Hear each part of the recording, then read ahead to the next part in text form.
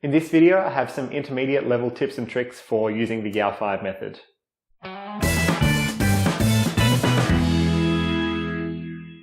Okay, so this first tip is something that you hear pretty often from me, which is that you should try and be color neutral if possible when doing your Yau5 solves. So that is, don't always necessarily start on the white and yellow centers. Personally, I'm not color neutral, but that's because I haven't practiced and spent the time to become color neutral. But if you do it from the start, and if you're already color neutral for 3x3, then there's no reason you shouldn't be for 5x5 for using Yau5. And it's easier than being color neutral on the 4x4 as well, because we have fixed centers on the 5x5, so they can act as something of a reference point for us. With regards to solving the first two centers, I have a bunch of tips in the intermediate reduction method module and as well as the advanced reduction method module to help you improve your first two centers. When you're solving the first three cross edges, the biggest thing, like in the Yau method for the 4x4, is to be very, very efficient. So try to moderate your turning speed during the first three edges. Because this is the stage which requires the most look ahead and actual processing, it's also tricky to try and turn as fast as possible during it. So yeah, your main focus should be trying to be move efficient in this stage. And again, when you start out learning it, this will mean that there are a fair few pauses as you try to think and plan ahead. So I guess two quick examples of tips that I can give is if you have, for example, a wing and a midge opposite one another and their stickers are the same on the top, then something you can do to just pair them up, instead of trying to flip one of them or with like a flipping algorithm, what you can do is just wide R, U2, R prime. Alternatively, you can even do something like, for example, if your cross edge needs to go down here, you can do like F2, then wide R2, like that. So you can kind of alter the position in which the edges end up. And so if you need, for example, them to end up in the front here, you can do something like B2 and then wide L2 to pair those two up. So you can be very efficient. You can be very, very flexible as well in terms of, for example, where you let these two end up. So doing wide R, U2, R prime puts them in the back, and then F2, R2 puts them down here, B2, L2 puts them in the top front here. So yeah, and the other tip I have is, for example, if you have, oh, how do I set this up? Incorrect. For example, if you have a midge and a wing connected to one another, but they're incorrect, so as in this wing needs to go over to this position, then the most efficient way to tackle this problem is put the other wing in the same slice around this M axis as this wing. So for example, here we have this one. So you can put it in the same slice by doing R2B, putting it up here, then just replace it, do either a D2 or a U2 to put this one over the back or put this one over down here, U2, then a wide L2, and then insert the edge. With regards to looking ahead during these first three cross edges, because looking ahead can be quite difficult in this stage, I'm essentially drawn to any midge that's connected to a wing, either correctly or incorrectly. So for example, we've solved this white and green in the back here, and the next one that I would do is this one because I see this block already, and the last one is over here, so the white and orange. So I'd go U, R to place these like so, and then U, wide R, U prime, like that. And then, well, if I am holding the cube from this exact position, then the next two that I see are these two. So this is the white and blue and the white and blue. However, I'm not going to pair these up first. I'm going to go with the white and blue, but I'm going to scan the cube and find the other white and blue edge piece, so the white and blue midge, so that I don't do something like here to pair these two up and then find I could have paired them both up with the midge quite efficiently. So it's always good to spot all the three cross edges first, or the three edges of your cross edge, sorry, the three edge pieces of your cross edge first, and then go ahead and solve it. So for example, we've got this one and this one, we can do D prime L, and then to attach this one up here, from back here, we can go R, D prime, wide R, like that, and then insert it into our cross.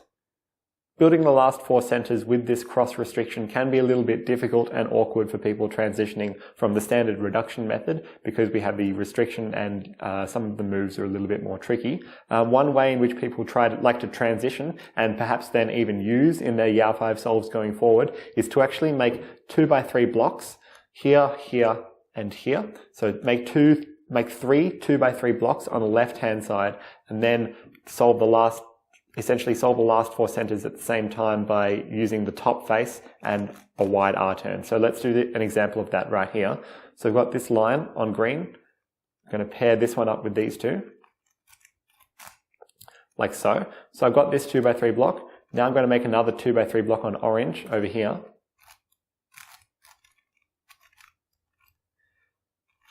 Like that. And then I'm going to do the same thing on blue.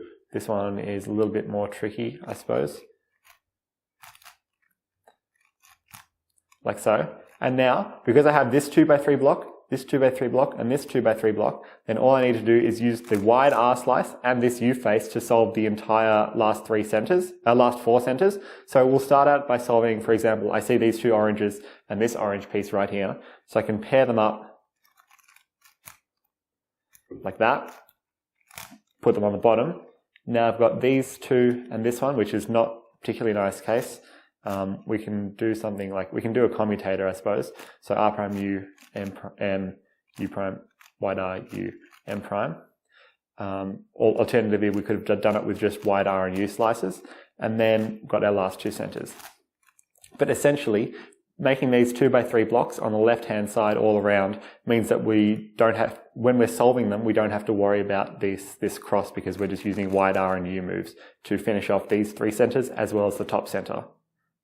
Now, of course, that method can only be used if you're solving your 4th cross edge after you solve your last 4 centers. But for example, if we solve our 4th cross edge before our last 4 centers, so these 3 over here, what we can do is do that method for 2 centers. So we've solved our 4th cross edge. We're going to solve another center. So let's go for the green. We've got this and these big blocks up here. Make this 1x3 line. Insert that, and let's go for the green again. So these 2, put them down there, and then attach this, and then what we can do is actually build the 2x3 blocks on this center and this center. So let's make a 1x3, like that, and then make these 2 into a 1x3.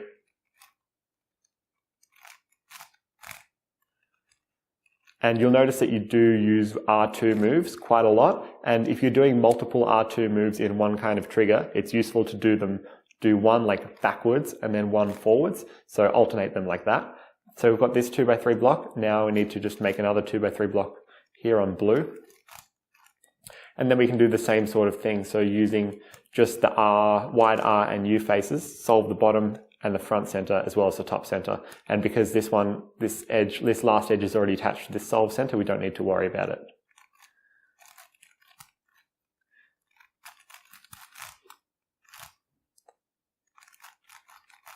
Like so, and then finish off our cross. If you're someone who solves your last cross edge after solving the last 4 centers, then you can alternate between solving the cross edge, on the left-hand side like this, or on the bottom face, and you'll find there's various cases where it's better to do it on the left and somewhere it's better to do it on the bottom. Another thing is, if you have, for example, 2 of your last 3 cross edges already attached to one another, then probably the best thing to do there is actually set it up to something like this, whereby when you slice, so what we've been doing previously, or as in some of the examples and in the tutorial, I've been inserting the last cross edge in here with the centers sliced already. But here that they're solved, what we can do is do something like this. So slice, replace, slice back, and then insert it, rather than doing something like this. So putting them together, slicing, taking it out, then slicing back, and then putting it in. So it's just slightly more efficient. You can also be pretty flexible and do some other random sorts of things to solve your last cross edge. So let's say we've got these 2 wings at the back, this one at the front. Then instead of, for example, trying to flip this one and then slicing them together and creating the edge and then putting it on the top and then inserting it into our cross layer, we can just do something like M, U2, M prime, like that, to pair them up together and then insert it into our cross. In the tutorials, I mentioned that when you're solving the first 4 of your last 8 edges, that you should try and solve 2 F2L edges which are adjacent to one another or which belong in adjacent slots. However, if we either make a mistake or it's very difficult to actually do do two edges which are adjacent to one another, then what we can do, for example here, is we have these two F2L edges, but they belong in diagonally opposite slots from one another, and these two last layer edges solved as our first four. So what we can do is solve one pair here, and then solve the other pair. And then now we've got two diagonally solved F2L slots. What we can do is actually do an L like this to put this block in the back here, and then we can work with our front two slots and the top layer here. So let's continue on and solve the rest of our edges. So we've got this block and this one. Slice and cycle using this midge. So I noticed that when I slice to create this, I've got this midge and this wing. So I can do it back like that. Slice again, insert, slice back, slice, flip, slice back, and then all we need to do after that is do an L prime to restore our other F2L pair. I guess the other thing is that you don't have to always restrict yourself to solving two F2L pairs after you solve the first four edges. So for example here we've solved our first four edges and we've stored them on top, but we have a really nice edge case here which we can solve the yellow and green by just slicing, flipping and slicing back, and that's probably more efficient. It's probably more efficient to do that straight away if you see it and then go on and insert your F2L pairs rather than doing the F2L pairs first, and then perhaps you'll have something different set up for your last four edge cases.